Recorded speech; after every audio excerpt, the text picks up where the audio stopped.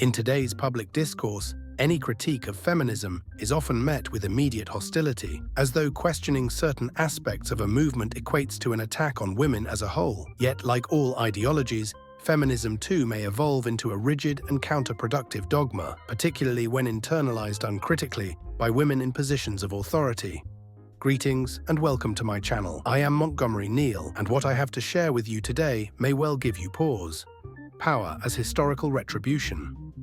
A central dysfunction arises when power is no longer perceived as a public service, but as a form of our reparative justice, an instrument through which certain female leaders seek to redress historical grievances. Such a mindset transforms leadership into a theater of symbolic revenge, rather than a domain of rational administration. Concrete outcomes may include the marginalization of male figures in key roles, not for lack of merit, but for the sake of gender correction, the promotion of antagonistic narratives pitting men and women against one another, the use of ideological language, e.g., patriarchy, systemic oppression, to justify selective or arbitrary decisions. The neutrality of authority is eroded. Institutional power is instrumentalized for identity-driven ends. Moral immunity and delegitimization of male authority. A recurrent dynamic is the adoption of a moral high ground, whereby any criticism directed at a female leader is reinterpreted as misogynistic, regardless of substance. In this environment,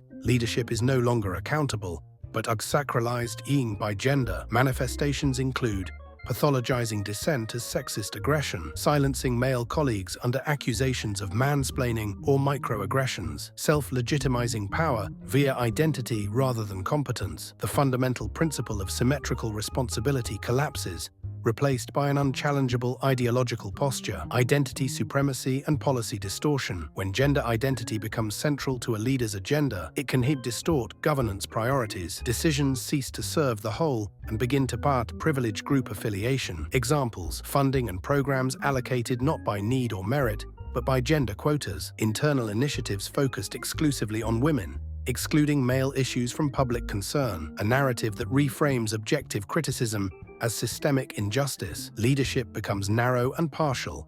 The state or organization ceases to represent the entirety of its constituents. Weaponization of sensitivity and speech policing. Under toxic feminist leadership, environments may be subject to heightened linguistic surveillance. Language becomes a battlefield, not a tool of communication. Outcomes: a generalized fear of expressing dissent or humor, bureaucratic layers built to enforce ideological correctness, erosion of spontaneity and creativity in professional spaces. Workplaces become psychologically fragile, stifled by hypersensitivity and distrust. The paradox of weak strength. A defining paradox emerges. Some female leaders oscillate between victimhood and supremacy, depending on rhetorical convenience.